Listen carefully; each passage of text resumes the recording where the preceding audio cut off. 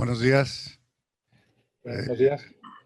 Bienvenidos hoy a la sesión general de pediatría del TEC Salud. Hoy tengo el gusto y es un honor para mí contar con la presencia de José Garza. José, además de ser un buen amigo, él es egresado de la Universidad de Anáhuac, estudió la carrera de medicina acá en México. Posteriormente se fue a los Estados Unidos y hizo su especialidad en gastropediatría en el Cincinnati Children's, y donde estuvo trabajando por un tiempo, y ahora trabaja en Atlanta, en el Children's Healthcare of Atlanta, y además es director de neurogastroenterología y motilidad en el mismo hospital. Él ha sido pues, una persona importante en el enlace que hay entre la Sociedad Latinoamericana de Gastro y la Sociedad Norteamericana de Gastroenterología, fungiendo ahí como una especie de embajador para ayudar a que haya una buena comunicación y que tengamos nosotros acceso a información, a sesiones, y amablemente accedió a participar en esta sesión que es de interés para todos. El día de hoy es el uso de probióticos en pediatría. José, muchas gracias por estar aquí y te dejo el micrófono. Perfecto, muchas gracias por invitarme. Cualquier cosa, si no se escucha bien, nada más dime y con todo gusto cambiamos algo por acá. A veces es difícil no estar allá. Un gusto estar con ustedes esta mañana. Vamos a hablar un poquito sobre un tema importante porque cuando se vuelve noticia y cuando los pacientes lo piden y cuando todo el mundo escucha en diferentes medios sobre los probióticos y hay bastante información que no es verdadera. Voy a hablar un poquito sobre la historia primero de los probióticos. Para hablar de la historia de los probióticos hay que hablar de hace 10,000 años atrás. Es probable que el yogur resultara de la fermentación dentro de las bolsas de la piel animal que usaban para transportar leche. Cuando las regiones tenían baja humedad y altas temperaturas, como en la mediados de Asia y en el Medio Oriente, cuando se transportaba por un rato, en vez de leche ahí, bueno, pues ya tenían el yogur. En 7000 antes de Cristo, en Yahoo, trabajando con muestras de las vasijas, se descubrió que la primer cerveza se preparó con arroz, miel y frutas usando levadura para su fermentación. Los egipcios usaban frutas y granos y los cubrían por largo tiempo y producían vino y cerveza. Ellos, el proceso más tarde, con los años, se denominó fermentación, que viene del latín, que quiere decir hervir, porque como habían las burbujas, la gente decía que era como si estuviera hirviendo. El egipcio Escorpión I mezcló vino con hierbas y empezó a utilizar ya esto como medicina formalmente. En la Edad Media, bueno, antes de eso, Hipócrates siempre dijo que el vino es algo maravilloso para el hombre, siempre y cuando se tome con sensatez, tanto por enfermos como sanos.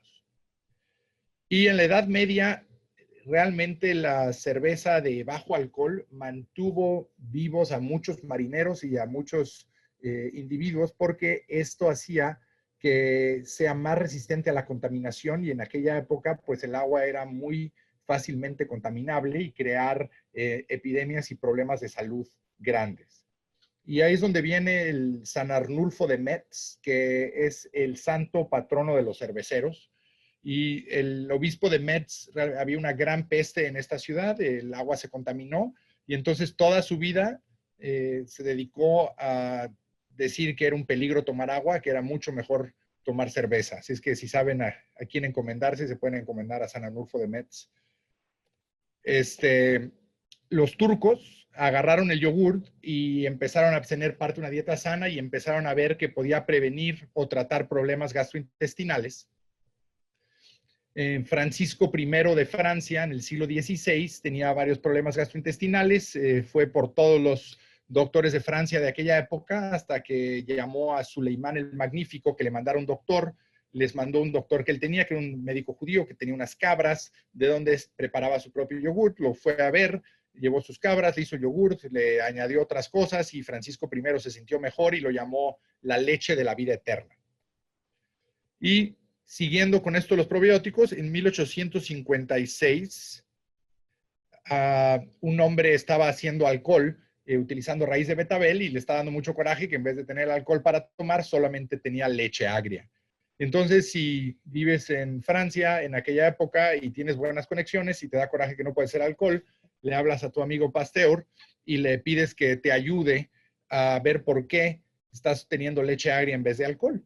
Y entonces Pasteur analizó el contenido de la leche agria y encontró que había una cantidad importante de ácido láctico. Y descubrió eventualmente por esto las bacterias productoras de ácido láctico. Así es que entienden que parte de los probióticos fue porque alguien quería hacer alcohol en su casa y no le estaba funcionando. Y al comparar estos sedimentos de las muestras, se dio cuenta Pasteur que las que tenían alcohol tenían grandes cantidades de levadura, pero las que tenían leche rancia tenían ácido láctico y tenían unas células más pequeñas que la levadura. Y en el 78, Lister, por fin de esta leche agria, aisló una bacteria. Y continuando las investigaciones del Instituto Pasteur, se pudo sacar esta bacteria productora de ácido láctico, pero del tracto gastrointestinal humano. Henry Teaser descubrió el Bifidobacterium y fue uno de los primeros científicos que empezó a postular esto de que hay bacterias amigables, que a lo mejor cuando hay un desbalance de bacterias intestinales puede ayudarse para a lo mejor tratar algo. Y esto fue presentado en la Universidad de París de 1906. Pero el padre de los probióticos es Elie Metchnikoff. Él trabajaba en el Instituto Pasteur y él sugirió que estas bacterias que producían ácido láctico bajaban el pH colónico y entonces al metabolizar la lactosa e inhibir el crecimiento de las bacterias era beneficioso para la salud, al tanto que él tomaba leche agria todos los días. Pero aunque él es el padre de los probióticos, realmente a él no se le ocurrió esta idea. Él siempre decía que la gente en Bulgaria consumía gran cantidad de productos lácteos fermentados y vivían más que la población general de Bulgaria.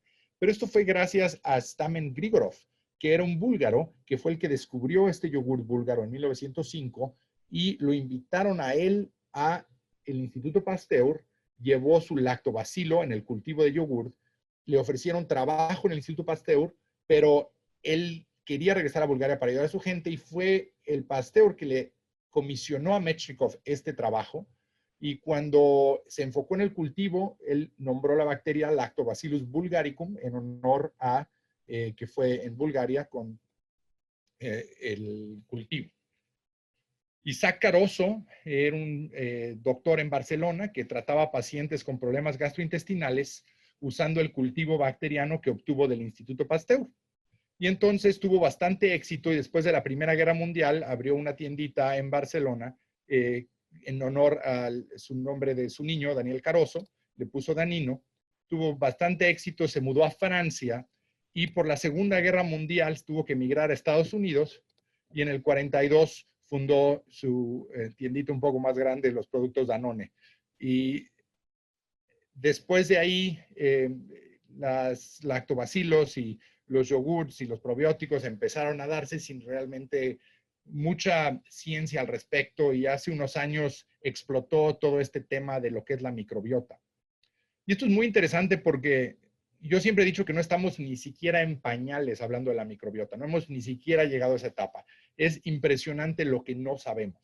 Pero una manera de entender esto es que las bacterias llevan en este mundo muchos años antes de que el ser humano estuviera aquí.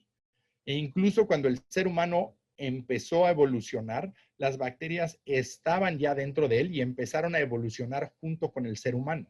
Y entonces este balance que va más allá del tracto intestinal, si no hay un eje cerebro-intestino-microbiota, regula muchísimas funciones que existen. Entre ellas el sistema inmune. Nuestro sistema inmune necesita estar sano para controlar estas bacterias y las bacterias necesitan estar sanas para ayudar al sistema inmune, se ayudan mutuamente. Y cuando hay un desbalance, existe enfermedad. Y el grado más extremo de esto es que en el momento que nuestro sistema inmune deja de existir, que nos morimos, pues es nuestra microbiota la que nos come completamente y nos deshace. Entonces, realmente ese balance entre la microbiota y todo nuestro sistema es muy importante, pero extremadamente complejo y apenas estamos rozando la superficie para empezar a conocer cómo va la situación. Lo que sabemos es que esta microbiota es muy fluida dentro de los primeros 3 años de vida Y esto es importante como pediatra porque existe una situación de la microbiota donde podemos influenciar, esperemos en algún futuro, porque a partir de los 3 años, como pueden ver, la microbiota ya no varía tanto y se estabiliza.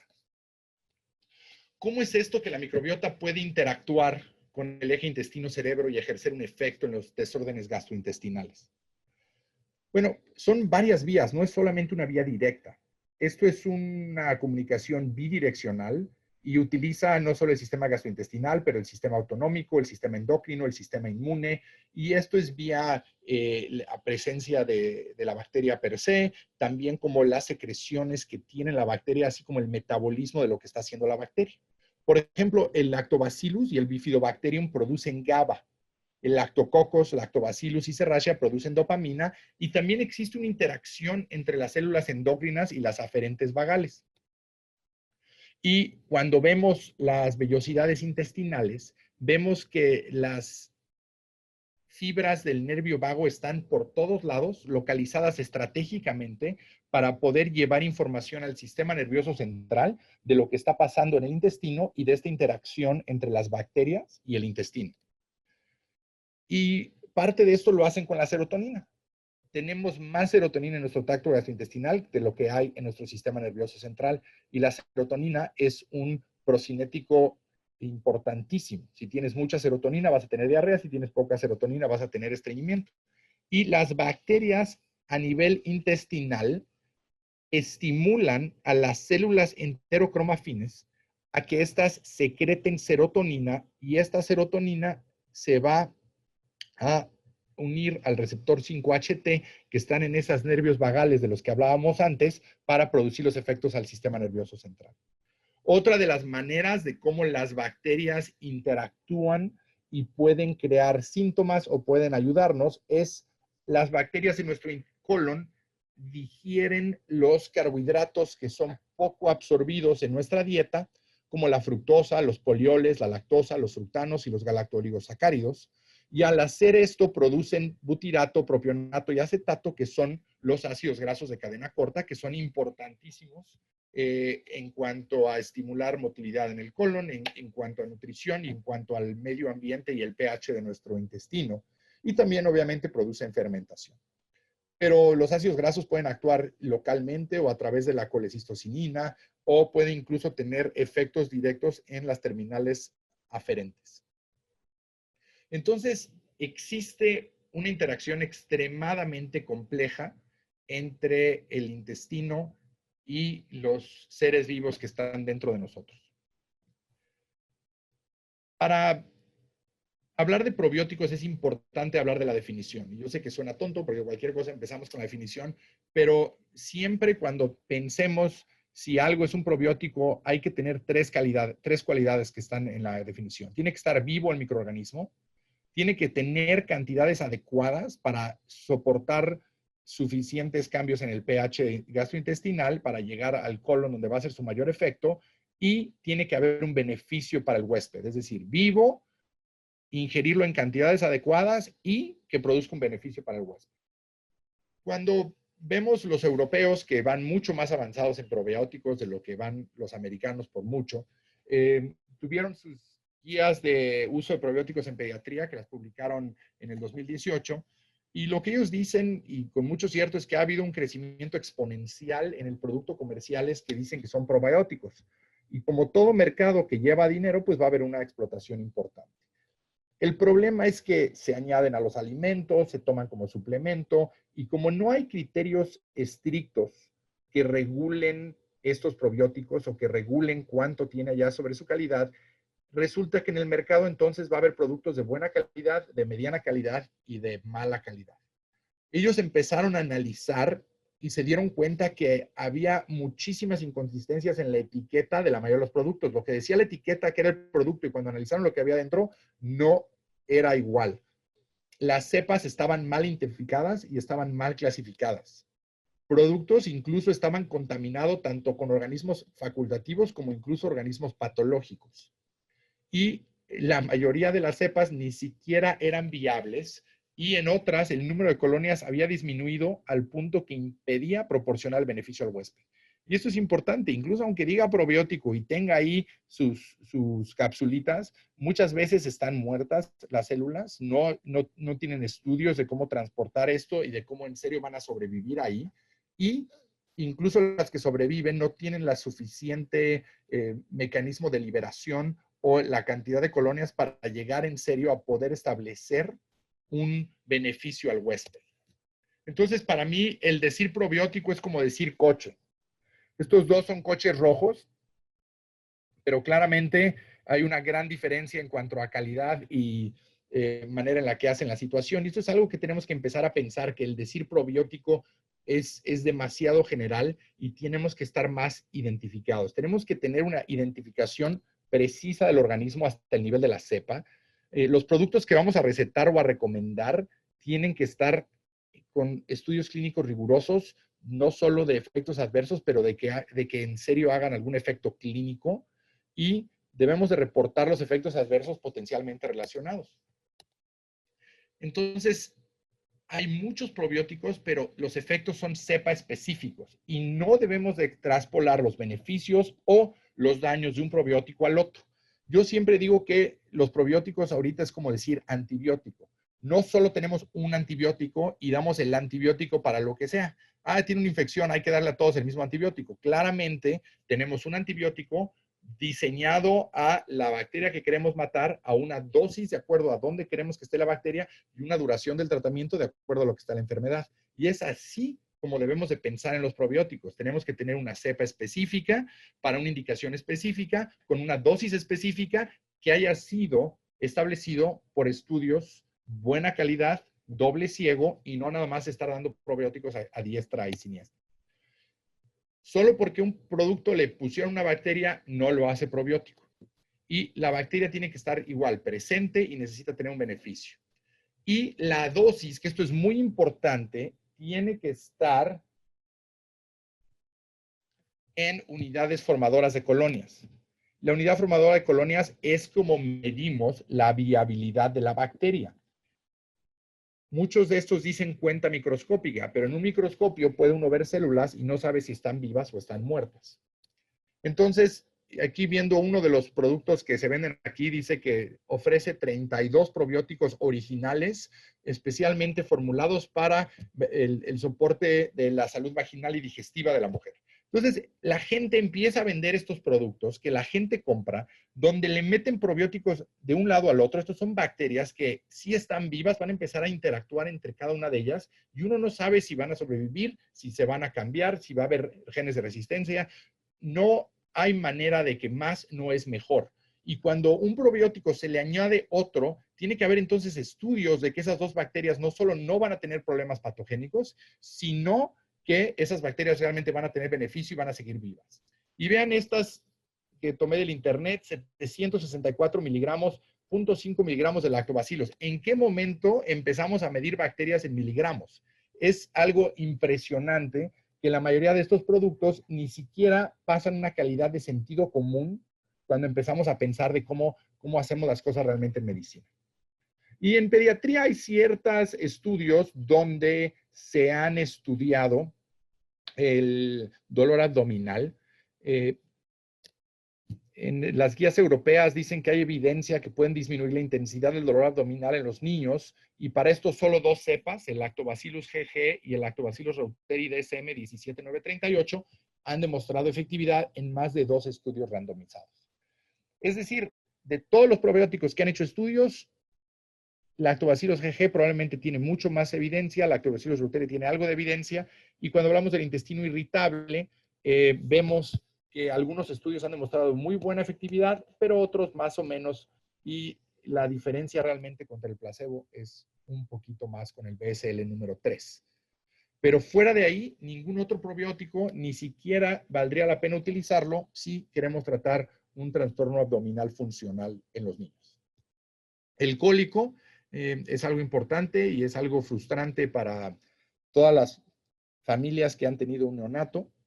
Es un síndrome conductual de etiología desconocida, afecta a lactantes sanos durante los primeros meses de vida, y realmente son niños que tienen episodios recurrentes y prolongados de llanto que ocurren sin causa aparente, no pueden ser prevenidos ni resueltos por los padres y no hay evidencia de fallo de medro, fiebre o enfermedad. Cuando se ven los estudios de cólicos, ¿por qué podemos tratar cólico con la microbiota? Y eso es lo que digo, cuando estamos recetando un probiótico para algo, a mí me interesa al menos saber que existe algún raciocinio el por qué funcionaría cambiar esto. Y lo que se ve es que cuando se han estudiado los lactantes con cólico contra aquellos que no, se ve que la microbiota es diferente y que existe una inflamación gastrointestinal sistémica de bajo grado en los pacientes que tienen cólico. Cuando se han estudiado las evacuaciones de los niños con cólico contra las de los niños que no tienen cólico, hay una diferencia importante y estadísticamente significativa en la cantidad de lactobacilos que los pacientes con cólico tienen menos y lo que tienen más son más bacterias anaeróbicas gram negativas. Cuando se hizo este estudio en pacientes con cólico y normales, se les midió la calprotectina fecal, que es una medición de la inflamación intestinal. Vemos cómo los pacientes que tienen cólico tienen una mayor calprotectina fecal contra aquellos que no. Y esto incluso cuando se agrupan en la manera de alimentación, al seno materno con fórmula o fórmula, existe esta gran diferenciación que podemos ver aquí entre aquellos que no tienen cólico y aquellos que tienen cólico con un incremento en la calprotectina fecal. Y aquí está la calprotectina fecal contra cuánto lloraban y vemos claramente existe una correlación y esta separación en los dos grupos entre el circulito, los que tienen cólico, y el triangulito, los que están normales sin cólico. Entonces, ha habido 4 estudios doble ciego en lactantes con cólico y el Journal de Pediatrics publicó en el 2018 este metaanálisis individualizado al paciente, donde se dio cuenta que los pacientes, cuando se les daba lactobacilos, tenían un número a tratar de 3.7 y en el día 21 especialmente de 2.6 cuando estos pacientes eran exclusivamente alimentados al seno materno. Es decir, esto funciona mucho mejor cuando tenemos pacientes que están tratando esto al seno materno. Los europeos igual dicen, si uno quiere tratar el cólico, hay que usar Lactobacillus reuteri a 10 a la 8 unidades formadas de colonia por 21 a 30 días. Y eso es más o menos como debemos de empezar a pensar en los probióticos. ¿Cuál es la indicación? ¿Cuál es la dosis? ¿Y por cuánto tiempo lo vamos a estar tratando? Los probióticos producen efectos antipatogénicos, pueden estimular vías de defensa antimicrobiana del huésped, pero estos efectos en el sistema inmune son cepa dependiente, como estamos hablando, y crean condiciones, algunos que no son favorables para ciertos patógenos y evitan que se acoplen estos patógenos al tracto gastrointestinal. Cuando recetamos antibióticos, afectamos la bacteria gastrointestinal y podemos tener problemas de diversos efectos asociados a antibiótico y el síntoma más común, tanto en pediatría como adultos, del uso de antibióticos, pues es la diarrea. Y entonces, entre el 11 al 40% de los niños que reciben antibióticos tienen diarrea asociada a antibióticos. Y esto no es nada más Clostridio, simplemente el tener una diarrea al momento de tener los antibióticos. Y entonces, cuando uno ve las guías basadas en evidencia, recomiendan el uso de probióticos para el tratamiento de la diarrea asociada a antibióticos y otra recomienda probióticos para el tratamiento de la diarrea asociada a Clostridio. Espagan recomienda Lactobacillus rhamnosus GG Boulardii para la prevención de la diarrea asociada a antibióticos y Boulardii para la diarrea asociada a Clostridio. Cuando demos antibióticos con probióticos, hay que darnos cuenta que el antibiótico no esté matando al probiótico, porque otra vez parte de la definición es que el probiótico esté vivo y los antibióticos pueden matar bacterias. Entonces, existe un antibiograma donde tenemos aquí los probióticos y vemos qué antibiótico se está dando y si son resistentes o no a ese antibiótico. Y por eso es importante, cuando ves los estudios que ciertos probióticos funcionan para ciertos antibióticos, bueno, pues ya sabes que eso va a vivir y va a existir ahí. Y aquí este es un cuadro un poquito dando un resumen sobre la diarrea y la evidencia que existe con qué probiótico y cuál es la calidad de la evidencia para usar un probiótico para cada una de las diarreas. Y aquí vemos en la diarrea infecciosa aguda existe una disminución de duración de los síntomas. El problema muchas veces con esto es que existe una diferencia estadísticamente significativa, pero no alcanza a ser una diferencia clínicamente significativa. Y esa es la diferencia también que tenemos que tomar. ¿Cuánto estamos realmente afectando a nuestro paciente clínicamente? ¿Qué beneficio clínico tiene? ¿Contra cuánto le va a costar a ese paciente los probióticos? Y realmente qué va a estar el beneficio que va a tener el paciente. En la diarrea hospitalaria, tanto como la sociedad CIDIF, lactobacillus rhamnosus GG, y obviamente el Bulardi, que tiene una evidencia bastante fuerte, sobre todo asociada al Clostridium difficile. En esta revisión reciente, otra vez vuelvo a decir lo mismo, los lactobacillus rhamnosus, los Saccharomyces boulardii, son efectivos para el tratamiento de la diarrea. El lactobacillus reuteri DSM 17938 para el cólico. Lactobacillus GG y BSL número 3 para intestino irritable. No, todavía para hígado graso no existe una buena eficacia y no hay buenos datos que demuestren que los probióticos ayudan al estreñimiento en lo absoluto. Entonces es importante que nosotros entendamos que no porque diga probiótico quiere decir que en realidad sea probiótico. Que sepamos y eduquemos a nuestros pacientes y a nuestros colegas que los probióticos no son iguales y el decir probiótico no significa nada, es tan general como decir antibiótico. Hay que saber la indicación, hay que saber dosis, hay que saber la calidad del producto antes de que recetarlo o recomendarlo. Y hay que tener cuidado de los efectos adversos que pueden suceder, especialmente en pacientes inmunocomprometidos o pacientes que tienen catéteres centrales. Ha habido casos de sepsis de catéter central por probióticos en pacientes inmunocomprometidos con este tipo de catéteres. Entonces hay que tener cuidado en ciertas poblaciones frágiles, especialmente si estamos recetando algo que no tiene mucha evidencia. Y con eso, ahí los dejo y con mucho gusto puedo contestar cualquier pregunta que tengan. Muchas gracias, José. ¿Alguna pregunta aquí en la audiencia?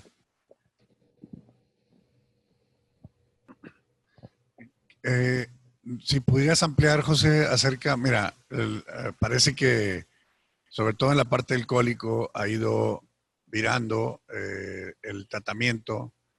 Antes me tocaba ver muchos pacientes que llegaban con procinético y antiácido y ahora todos están llegando con probióticos desde etapas tempranas de la vida. Entonces pareciera como que a los doctores nos gusta recetarle medicinas a los pacientes pequeños, ¿no? Entonces, ¿cómo seleccionar al paciente, al lactante, sobre todo al menor de 3 meses? Y en qué escenarios cuando sí funciona recetar, porque parece que ya se está empezando a generalizar y todo paciente que llora, todo paciente que tiene algún tipo de síntoma, recibe probióticos en este grupo de edad.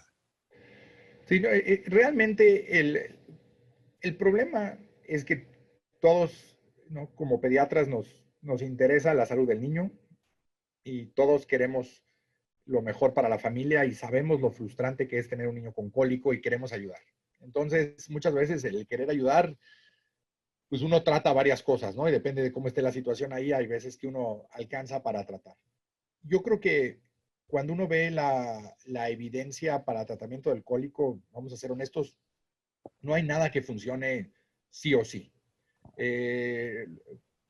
Primero es descartar que sea alguna otra enfermedad, que no estemos pensando, que no haya ninguna otra situación. A veces podemos hacer que cambiar la dieta de la mamá libre de soya y de lácteos, pero cuando responden, entonces a mi punto de vista el paciente no tenía cólico, lo que tenía era una alergia a la proteína y simplemente estamos tratando una alergia a la proteína, no estamos tratando cólico. Y fuera de ahí, realmente lo único que tiene datos reales y la evidencia es fuerte es con el Lactobacillus reuteri DSM. Ese tal cual que le digo es el único probiótico que se debe de tratar por evidencia en pacientes. Va a funcionar mejor en el paciente que se empieza tempranamente, en el paciente que está alimentado al seno materno y que no tiene otros medicamentos asociados como el inhibidor de la bomba de protones o los procinéticos.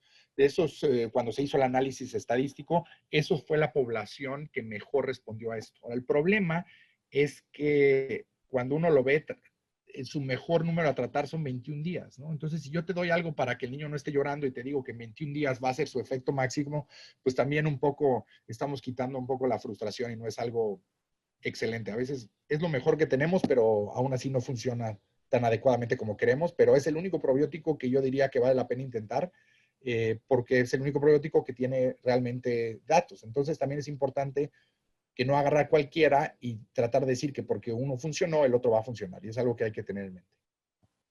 Muchas gracias. Van un poquito de preguntas de la gente que está conectada. Preguntan si hay algún probiótico para el Helicobacter pylori.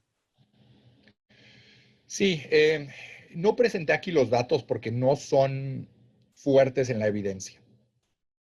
Hay estudios de Lactobacillus reuteri en tratamiento del Helicobacter pylori. Inicialmente los estudios eran favorables para ayudar a la erradicación y luego los estudios se hicieron un poquito más rigurosos y resultó que pues no ayudaban a la erradicación.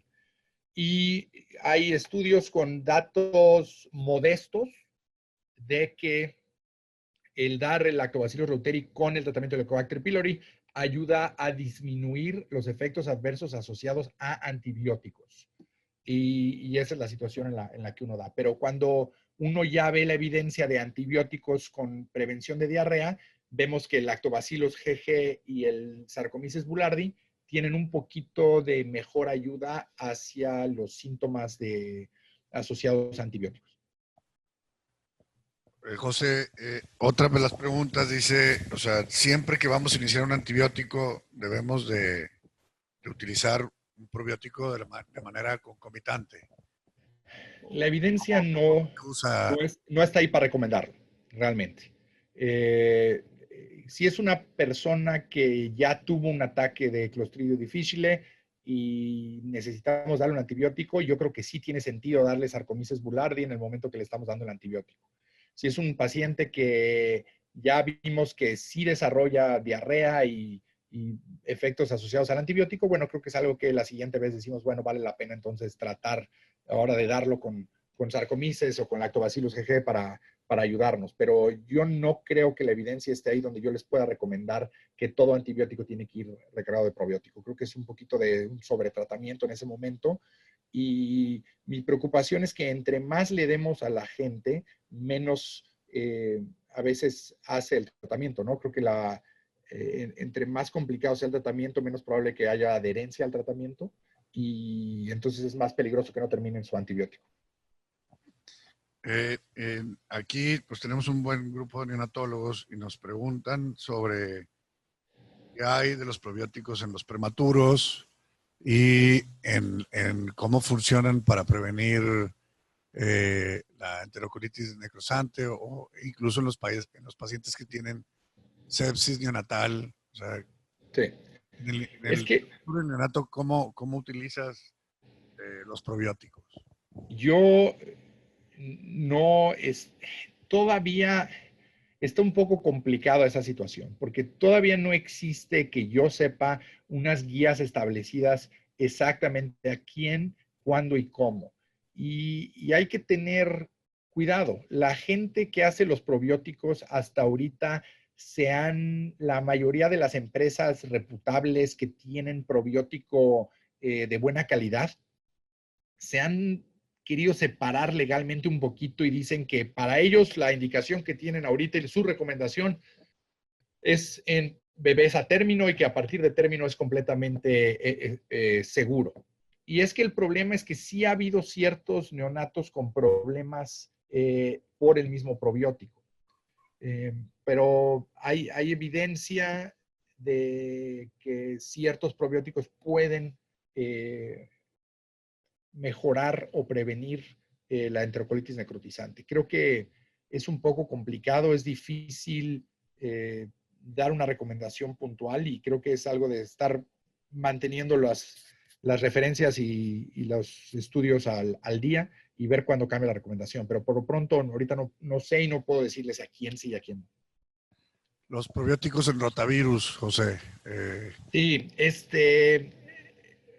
la diarrea aguda, ha habido evidencia fuerte que se recomendaba mucho y luego vino un trancazo abajo cuando salió el artículo ya bien hecho en el New England Journal of Medicine, donde decía que realmente es un estudio hecho en el departamento de emergencia y con los probióticos y muy buen estudio, y se dio cuenta que no cambiaba en nada.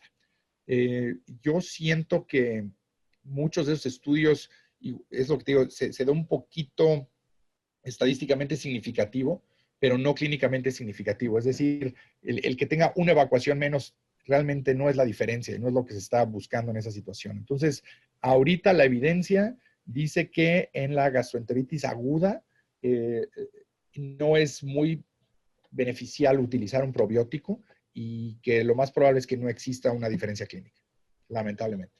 Esta pregunta que te voy a hacer es un poquito injusta. Este, Gracias. está complicado de contestar, pero como que desde que se inició esta oleada, como lo mencionabas tú, del uso de los probióticos, eh, parecería que cualquier síntoma gastrointestinal que tiene un paciente es susceptible de dar un probiótico. Y pues, en nuestro país esto no tiene regulación. O sea, el paciente obtiene probióticos de cualquier tipo para ingerirlos como le parezca mejor. Entonces, ¿cuáles tú, cuáles crees, ahí viene la injusticia, cuáles crees que sean las implicaciones de este sobreuso de los probióticos? Y yo, si le pongo un comparativo, pareciera que son como, los probióticos son como las vitaminas de los 70s y de los 80s. Todos estamos empezando a utilizar probióticos para cualquier situación a la cual no le encontramos alguna explicación precisa, ¿no? Sí, es muy cierto. Yo voy de acuerdo contigo y comparto tu opinión. La ventaja en general es que el probiótico es seguro en la mayoría de los casos. Realmente a mí me preocupa su uso en poblaciones inmunocomprometidas o en pacientes que tengan líneas centrales o en esas que sean realmente tenido problemas. Esos son los pacientes que sí digo, ahí no te metas y no le hagas. Eh, Creo que es algo que los pacientes lo piden. Yo no pasa día en la consulta que acabando la consulta, incluso aunque sea por cualquier otra cosa, la mamá me dice, oiga doctor, le estoy dando un probiótico, ¿cuál me recomienda? ¿Qué probiótico es el bueno? ¿Cuál es el que debo de tomar? Y no nos queda más que educar y decir, mira, para lo que tienes no vale la pena porque no hay ninguna evidencia que te van a servir, no te van a hacer daño, pero no te van a servir y tratar de guiarlos en esa situación. Mi problema se va cuando lo usan en vez de dar un tratamiento adecuado, que existe mejor evidencia, o cuando la familia incurre en un problema económico donde se van a limitar de cualquier otra cosa por comprar el probiótico.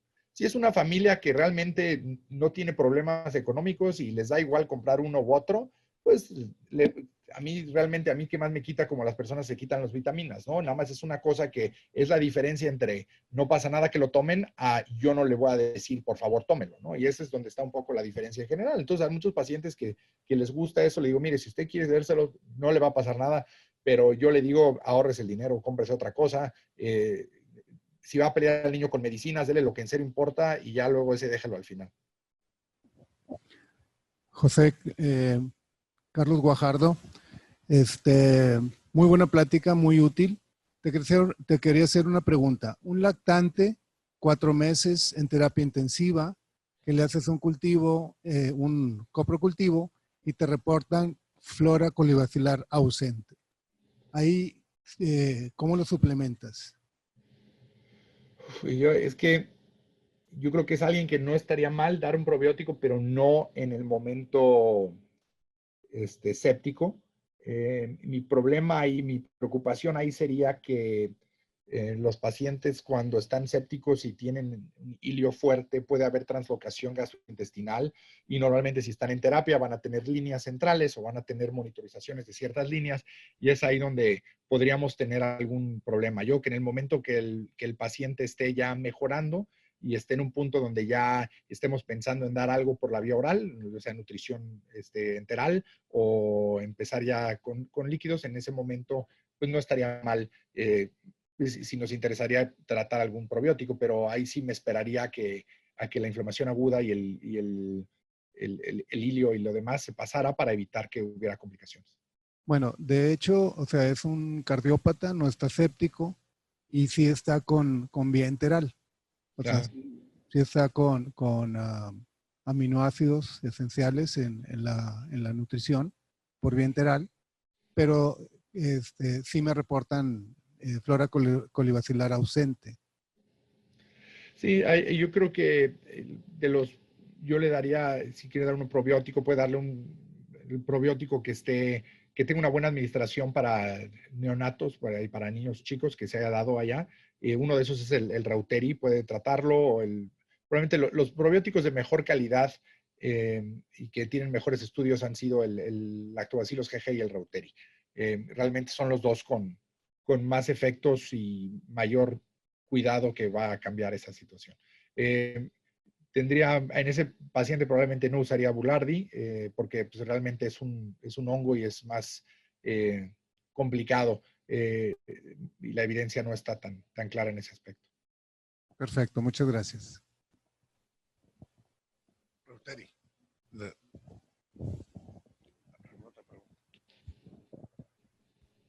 ¿Alguna otra pregunta aquí?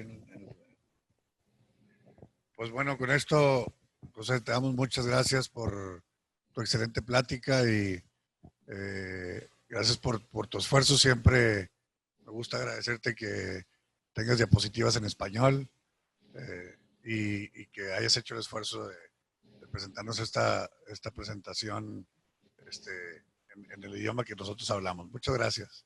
Hombre, un placer. Pues es el que hablo yo, así que no hay problema. Gracias. Para que tengan buen día.